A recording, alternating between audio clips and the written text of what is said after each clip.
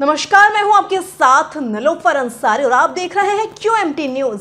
आइए नजर डालते हैं आज की बड़ी खबर पर। उत्तर प्रदेश विधानसभा के मानसून सत्र 2025 के तीसरे दिन प्रधानमंत्री नरेंद्र मोदी के विकसित भारत 2047 के संकल्प और मुख्यमंत्री योगी आदित्यनाथ के नेतृत्व में प्रदेश के उच्च शिक्षा मंत्री योगेंद्र उपाध्याय ने सदन में उच्च शिक्षा विभाग की भावी रणनीति पर विस्तृत जानकारी दी।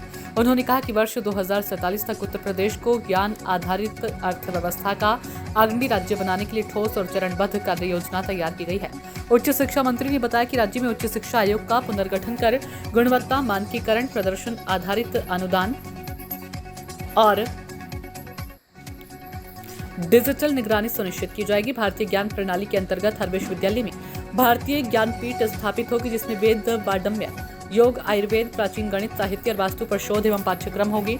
सांस्कृतिक महाविद्यालय को उच्च शिक्षा विभाग के अधीन लाकर 2027 तक संस्कृत शिक्षा परिषद गठित की जाएगी। कृत्रिम बुद्धिमत्ता के क्षेत्र में दक्षता बढ़ाने के लिए प्रत्येक डिग्री कॉलेज में AI फॉर ऑल नाम से अनिवार्य पाठ्यक्रम शुरू होगा। विदेशी विश्वविद्यालय को आकर्षित करने के लिए कर रियायत, पूंजीगत सब्सिडी और नियामक सुविधाएं दी जाएंगी। माननीय अधिष्ठाता महोदया, आज इस सदन में 2047 तक विकसित भारत कैसा होगा इसकी परिकल्पना पर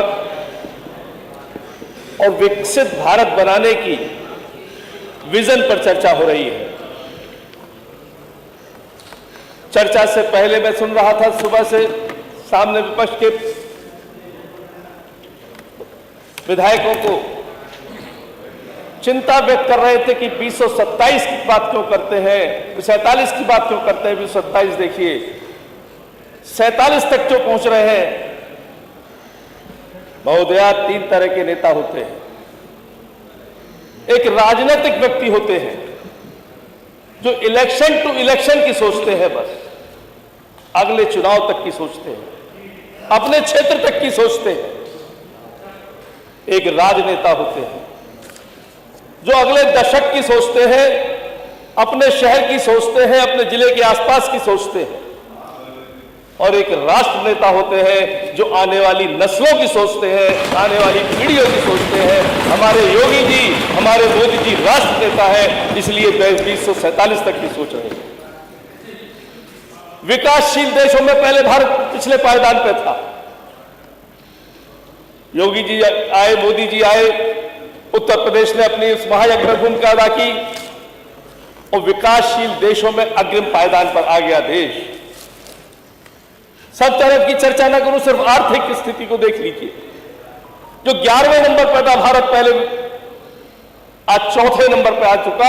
हमने उस ब्रिटेन को पीछे छोड़ा जिसने कभी हम पे हुकूमत की। तो इसलिए अब उन्होंने विकसित भारत का विजन बनाया कि विकसित राष्ट्रों की श्रेणी में भारत को कैसे लाया जाए, वो उन्होंने एक विजन दिया। और मेरा नेता जब विजन देता है तो मिशन बनाता है उसको, और पैशन से जोड़ता है तो पूरा होता है। ऐसे ही हमारे योगी जी हैं, ऐसे ही हमारे मोदी जी हैं। वो मिशन बना लेते हैं अपने विजन को और फिर पैशन से जुटते हैं। इसलिए विकसित भारत की कल्पना की है। उत्तर प्रदेश उसमें अपनी एक अहम भूमिका निभा रहा है और वो भूमिका का ही परिणाम है कि 2017 में जब हम लोग आए यहां पर, आपको उधर भेज दिया। 2022 का चुनाव हुआ, आप मुंगेरी लाल के सपने देख रहे थे, लेकिन दोबारा फिर हम आए। पूर्ण बहुमत से उत्तर प्रदेश में 2 बार एक ऐतिहासिक घटना हुई। पहले ही तो क्यों हुई? पूर्ण प्रकाश, क्योंकि योगी जी का नेतृत्व, उनका कृतित्व, उन्होंने अपना जीवन होम किया है इस जनता के लिए, इस प्रदेश के लिए त्याग, बलिदान और संघर्ष किया है, उसका परिणाम हुआ है।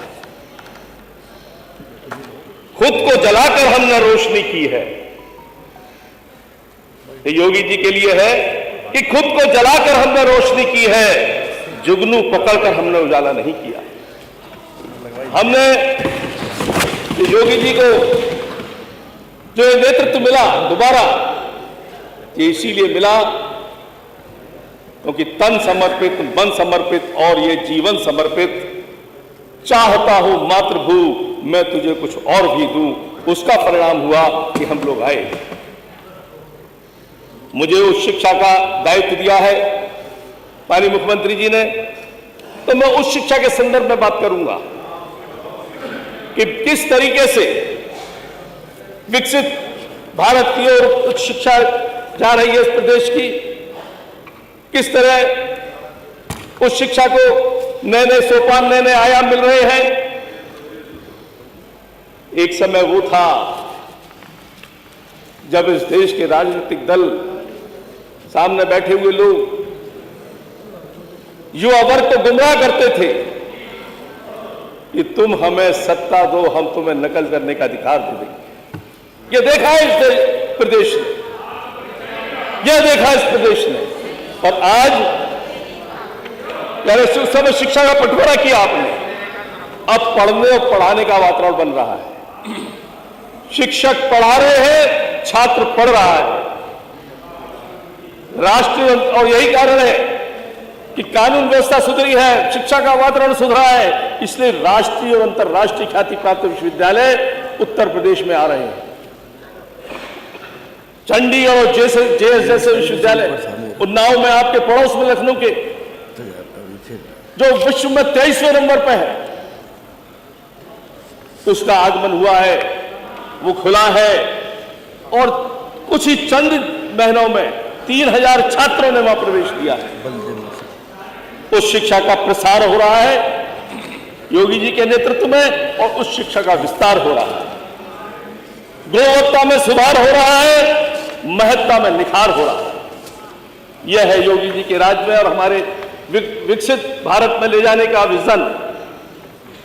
विस्तार और प्रसार के विषय पर मैं चर्चा करूं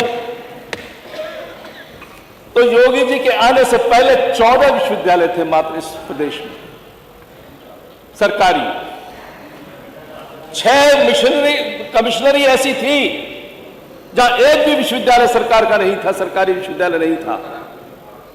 8 सरकारी विश्वविद्यालय खुले, आज 18 कमिश्नरी में एक एक सरकारी विश्वविद्यालय खुला है। यह उपलब्धि है। उससे पहले मात्र 29 निजी विश्वविद्यालय थे, आज 51 निजी विश्वविद्यालय है। 2 को अभी एलओपी मिली है, यानी संचालन का अधिकार, 49 चालू हो चुके हैं। 70 वर्षों में, पिछले 70 वर्षों में 171 महाविद्यालय थे उत्तर प्रदेश के अंदर सरकार के। 8 वर्षों में 71 महाविद्यालय खुले हैं। यह उपलब्धि है हमारी। अंतिम पायदान पर बैठे व्यक्ति के पास कुछ शिक्षा पहुंचे, यह लक्ष्य है हमारे नेता का, इस सदन के नेता का। और उसी के तहत उन्होंने नई शिक्षा नीति दी, उत्तर प्रदेश उच्च शिक्षा प्रोत्साहन नीति 2024, जिसमें हर जिले में एक विश्वविद्यालय बने। यह एक लक्ष्य बना के चले हैं, एक विजन बना के चले हैं। इसीलिए विजन 2047 जो है इसी के लिए है। एक सहज नई योजना आई है, उसमें एक ही जगह पर 5 विश्वविद्यालय इकट्ठे होंगे। स्पेशल एजुकेशन जोन जिसको कहा गया है।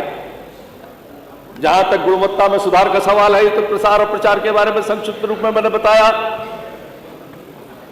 एआई से आच्छादित कोर्स दे रहे हैं विश्वविद्यालयों को। चंडीगढ़ विश्वविद्यालय जो उन्नाव में खुला है, 43 के 43 कोर्सेज एआई से आच्छादित हैं। मार्कशीट डिग्री ऑनलाइन मिल रही है।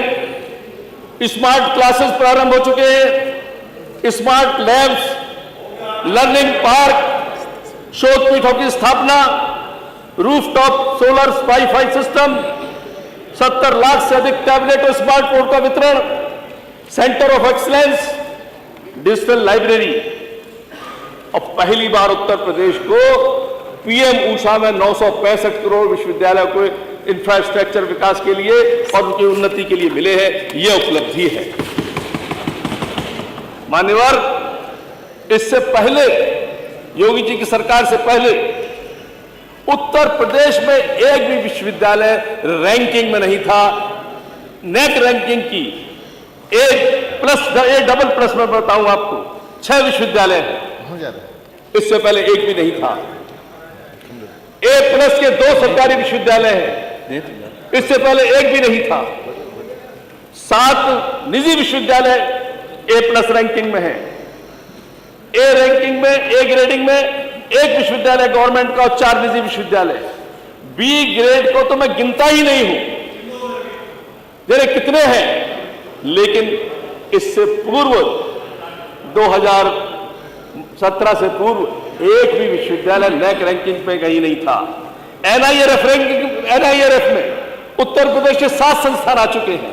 पहली बार यह उत्तर प्रदेश में हुआ है कि उत्तर प्रदेश के 7 संस्थान एनआईआरएफ में हैं।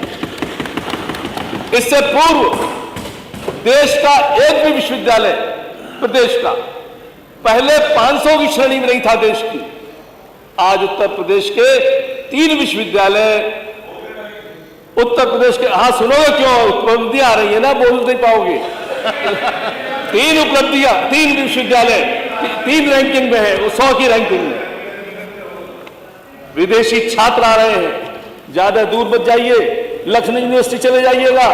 उत्तर प्रदेश में इससे पहले योगी जी की सरकार से पहले 70-80 छात्र पढ़ने आते थे, आज 1000 छात्र पहुंच चुके हैं। उत्तर प्रदेश उच्च शिक्षा का हब बन रहा है। पहले उत्तर प्रदेश के छात्र विदेशों में जाते थे, अन्य प्रदेशों में जाते थे, आज अन्य प्रदेशों और विदेशों के छात्र। माननीय मंत्री जी, यह है विदेशियों के साथ, विदेशियों के जो अच्छे इसको माननीय मंत्री जी फैकल्टीज है उनको उत्तर प्रदेश में लाया जा रहा है। एमओयू हो रहा है, 1 मिनट में समाप्त कर योजना दीजिए। है।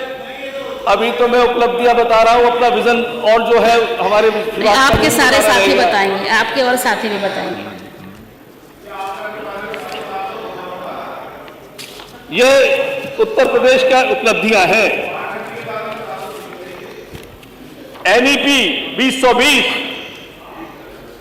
एनईपी के मूल में यदि जाए, शिक्षा को संस्कार से जोड़ना, शिक्षा को रोजगार से जोड़ना, शिक्षा को तकनीक से जोड़ना, ये न्यूक्लियस है एनईपी का।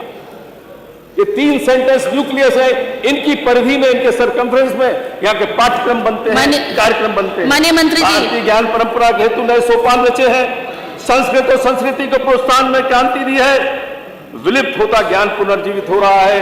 कर्मकांड, ज्योतिष, वास्तुशास्त्र, खगोल, कौशल व कला को, माननीय मंत्री जी, पांडित्य में बहुत बहुत धन्यवाद। अब दे दीजिए, आपने बहुत अच्छा लिखा है, दे अब दीजिए। आपका आदेश हुआ पीठ का, नहीं ये बस नियम है सभी के जैसा। 10 मिनट का समय था। सिर्फ एजुकेशन में माननीय योगी जी के राज्य में कितना विकास हुआ है, अभी 24 घंटे कम पड़ेंगे। वो आपने जो लिखा है ना, वो यहाँ और अभी तो आगे जो योजना है वह भी है, हम लिखित में आपको दे देंगे। बहुत बहुत धन्यवाद। फिलहाल के लिए इस खबर में इतना ही। देश और दुनिया से जुड़ी हर खबर देखने के लिए हमारे चैनल QMT न्यूज़ को लाइक करें, सब्सक्राइब करें और हाँ, वीडियोस को शेयर करना ना भूलें। नमस्कार।